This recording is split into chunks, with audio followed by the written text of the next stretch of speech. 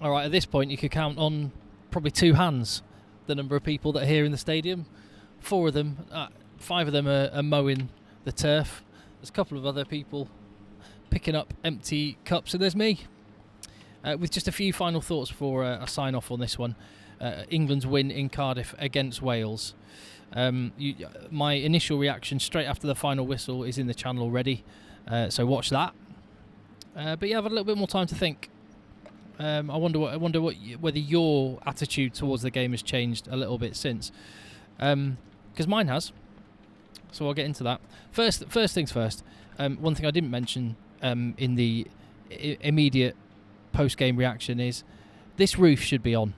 It's open air at the minute. For one thing, I wouldn't have to wear a bobble hat, and actually I'm going to put this back on. 1, because it's cold, and 2, because I've got hat hair under there. No one needs that. So yeah, the roof should be on. It's ridiculous that Wales have got this thing that they can use, and they have to ask the permission of the other team if they want it as well. I just think it should be Wales' right. If they want the roof on, have the roof on. It'd be like Wales come into Twickenham and going, actually, can we have a bit less red chinos and barber jackets in all your fans, please? Oh, this fella's just trying to get a lead behind me. You all right? I'm not in your way, am I? No, mate, you're You're all right. That's the one. There we go. See, this is how it goes after the game. So,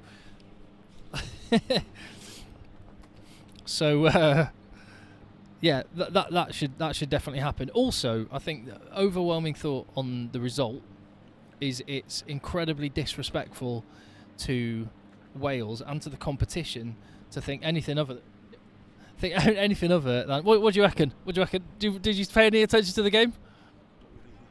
No, not really. I thought I'd try and get his opinion. Yeah, it's disrespectful to Wales and to the competition to think anything other than a win on the road is a really good thing. It has to be. This is a poor Welsh team, make no mistake. This is a Welsh team that's got issues that they need to solve. But England, let's just put this in perspective. Wales scored their only try from an interception. I know Owen Farrell had a very bad day. Again, kicking from the tee. That is something I'll pick up on again in a minute. So, England still won by 10 points. It should have probably been a 20, 25 point win if England had tidied up their defence and not given Wales that intercept, and if they'd got the kicks. So, on that basis, England have come to Wales and won convincingly. The fact that it was 5-point game until, the 74th minute, yeah, is a slight concern, but shouldn't be a massive concern. This is, let's not forget, and let's just put this in context, this is a brand new coaching setup, a brand new unit, 3 games in to their tenure. And in that context, and in the context that they've come away to Wales and not given Wales a sniff, and I think this should be viewed positively in terms of a result, but also I think, yes, in terms of a lot of elements of the performance. It's clearly a bit of a back to basics approach going on from Steve Borthwick just now. He's been getting the line out sorted, getting the maul sorted, getting the scrum sorted, getting the defence sorted, trying to get this kicking game sorted. More on that in a minute as well. Put a pin in that one. But this is 3 games in, so let's just be realistic. Let's just try and remember how frustrated you were this time last year, watching a team banging its head against a brick wall, making really stupid mistakes, giving away ridiculous penalties, not seeming like it's cohesive. You can't say that about this England team. They're all trying to do the same thing. You can have an opinion on how well they're doing it, but they're all trying to do the same thing, and this is just a process. This is a process, and it's layering it up. And I understand it might not be quick enough for some people. Some people want more. Some people expect more. But I think we can be satisfied that there is a process. With Eddie Jones, it was frustration because he wouldn't acknowledge that there was a process, or that there was anything wrong, or there was anything to work on. Steve Borthwick has said there's everything to work on, and he is working on it.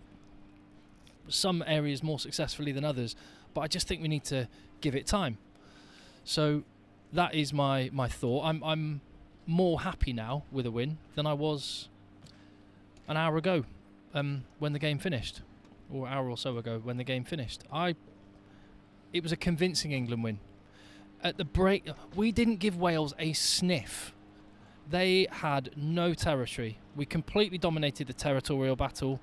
When Wales tried to play with quick ball and put fewer numbers into a breakdown, Jack Willis, Lewis Ludlam, Alex Dombrandt, and more were menaces at the breakdown, and we caught them out with turnovers. So Wales had to pile loads of numbers into their breakdowns just to win the ball, and then we had loads of space. They never stretched us, and that's a real positive, and that is something you're going to need when you come up against better teams. And England are going to get a real test, make no mistake, against Ireland and then against France. We're going to learn exactly where this England team is at, but you've got to be able to control games territorially and at the breakdown. That's going to be massive against Ireland in a fortnight. So, or is Ireland the final? No, Ireland's the final weekend, isn't it? At Twickenham against France in a fortnight. It's going to be absolutely massive. So, yeah, I'm more positive now than I was. I'd love to know if you are.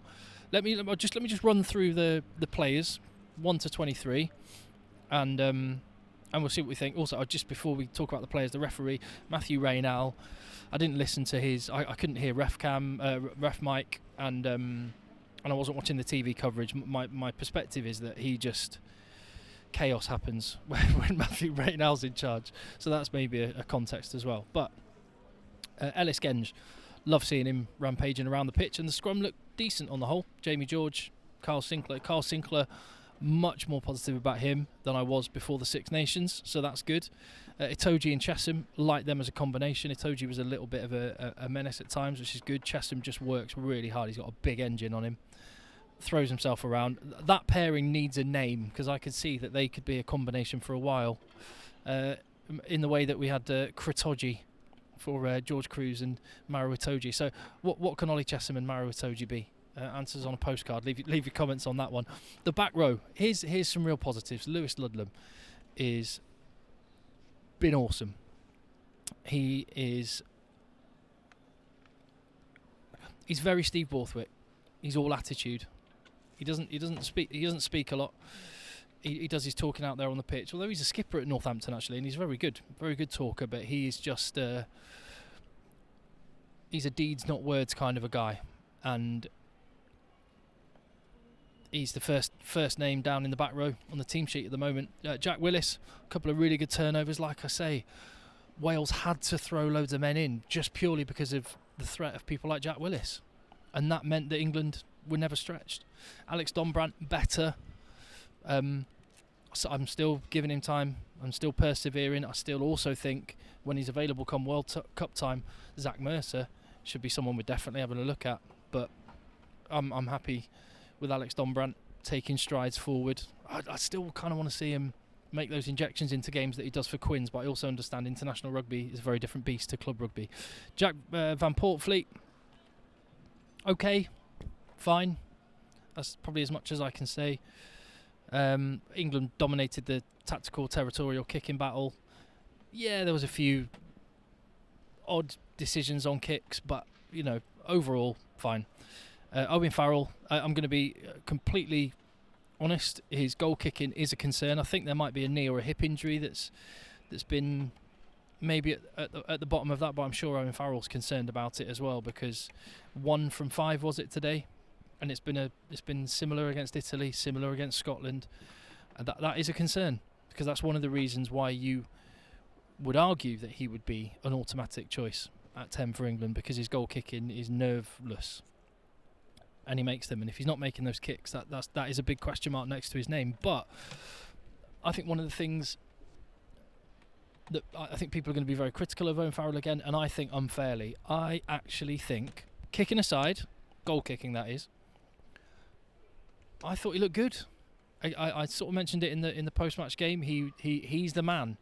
He's dictating the tempo, and you can see around him. And again, this is all in the context of this is 3 games in. Let's remember, and talking of Farrells and, the evolution of teams, let's just remember it was, 2 years ago? And there were many, many Ireland fans wanting Andy Farrell to be gone.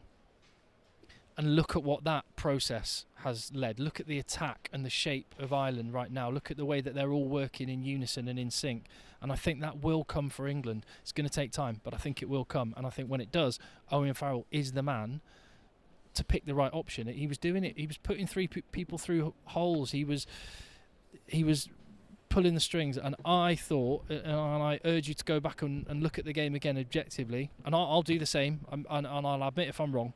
But what I saw here in the stadium, and you do get a slightly different perspective on the pitch when you're watching, I saw him dropping back into the pocket to kick and stepping up as the 10 and then letting the forwards carry the ball in. I saw him dictating that, and clearly the fact that he stayed on for 79 minutes and 45 seconds or whatever ridiculous time it was that Marcus Smith got on the field, clearly he's doing what Steve Borthwick wants him to do. Otherwise, Steve Borthwick would have taken him off earlier. The goal kicking is an issue. Let's make no mistake about that. The defence was dominant. In fact, there was one moment that I think said to you why Owen Farrell was on the pitch for so much of that game when it was still in the balance, because he held up Nick Tompkins for that maul turnover. He held him up on his own. Big defensive. He put in a lot of big defensive moments today. And then Smith comes on, ran it into three players himself, and I'm not sure if he got turned over or not, but certainly didn't really do anything positive with the ball. Again, Marcus Smith had 15 seconds, so that is also a context. Moving on, Anthony Watson, he's got elite talent, hasn't he? His footwork, turning and doing Lewis Rees-Zammit with like the rugby version of a nutmeg was class, and yeah, great to see him back on the wing because he's had loads of injury problems. Ollie Lawrence, talked about him on the post game initial reaction. I was wrong about him as a 12. He absolutely can be a 12, and yes, I'm very glad that Ollie Lawrence is in the midfield. Henry Slade, decent, could have got a try with one break, maybe kicked away an overlap when he had it, but he is getting himself in positions where he can have overlaps to take advantage of, and that's the stuff that you can fix. Max Malin's busy, involved a lot again, and I think the fact that he's involved a lot just it speaks to how much he reads the game, and he's a very intelligent rugby player. Freddie Stewart was man of the match. I might have given that to Lewis Ludlam for his all-action performance, but I can't deny Freddie Stewart was imperious.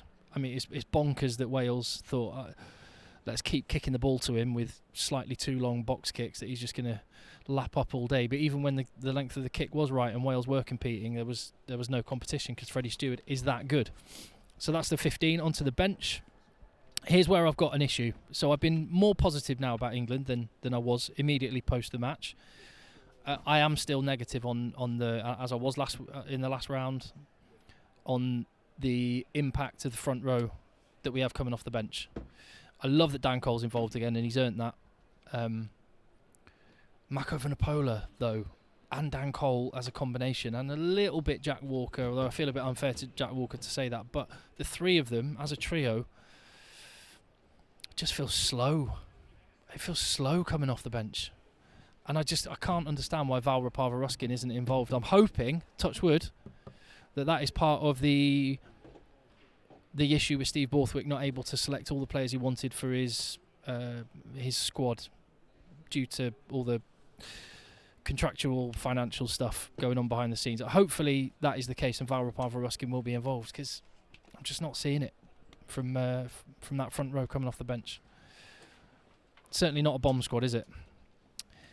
Courtney Lawes, good to see him back. Ben Curry, again, I'm glad he's got another cap to his name. I think he is probably just holding a spot until someone else, probably his brother, is fit. Alex Mitchell, I want him to get more time.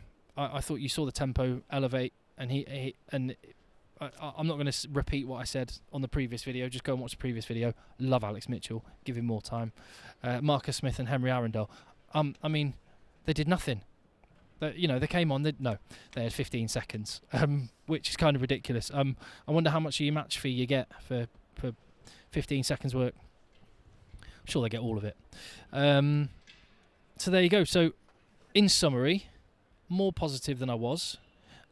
I sense, just from looking at WhatsApp messages from my friends and stuff, I sense that there's a lot of negativity surrounding England.